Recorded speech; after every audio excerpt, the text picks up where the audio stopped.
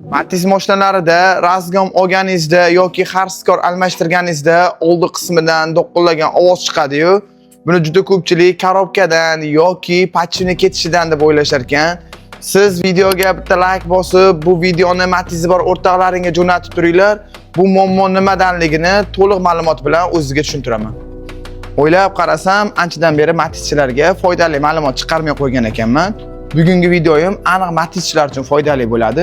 Aynan boshida aytib o'tgan muammoyimning asosiy sababi bu balonni qattiq ushlagan holatda ichkari grantani o'ynatamiz.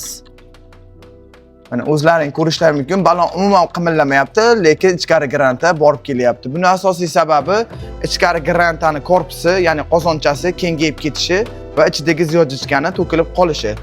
Agar sizda ham shunaqa muammo bo'lib turgan bo'lsa, ichkari grantani va ichidagi ziyojichkani silikon almashtiradigan bo'lsangiz, sizda bo'lib turgan muammo mutlaqo yo'qoladi.